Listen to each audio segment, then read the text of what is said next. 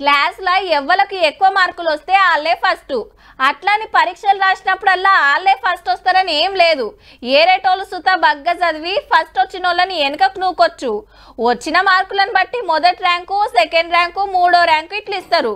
రెండో ర్యాంకు నుంచి మొదలు పెడితే 10వ ర్యాంకు దాకా అందరు సుతా ఈ తాపకు నేనే పక్కా ఫస్ట్ రావాలి అని తనలాడుతుంటారు. పరీక్షలలో ఎక్కువ మార్కులు వస్తే ఫస్ట్ వస్తారు. మరి లీడర్లకు ర్యాంకులు ఎట్లా ఇస్తారు? వాళ్ళు చేసే డెవలప్మెంట్ పనులు, పబ్లిక్కు చేసే సేవలను చూసి. ఇంతకు ముచ్చటేందంటే దేశంలో పబ్లిక్ బగ్గమెచ్చిన సీఎం ఎవరో తెలుసునా? ఇంకెవరు, ఒరిస్సా ముఖ్యమంత్రి నవీన్ పట్నాయక్ సారే. 23 ఏండ్ల సంధి రాష్ట్రాన్ని ఏలుబడి వేసుకుంటా ఉత్తమ సీఎం అని పేరు వేయిండు. ఓ ఇంగ్లీష్ ఛానల్ వాళ్ళు సర్వే చేస్తే 100కి 52 పాయింట్లతోని సారే ఏక్ నెంబర్ వచ్చిండు.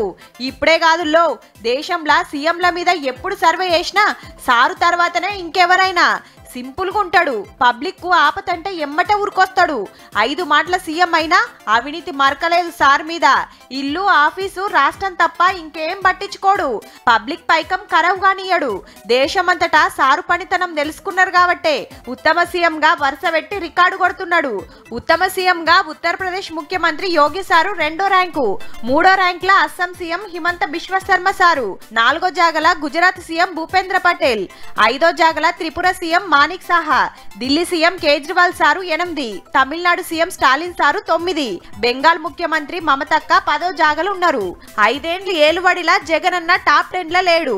10 ఏండ్లు ఏలుబడి చేసిన కేసీఆర్ సారు ఎప్పుడు టాప్ 10లకు రాలేదు.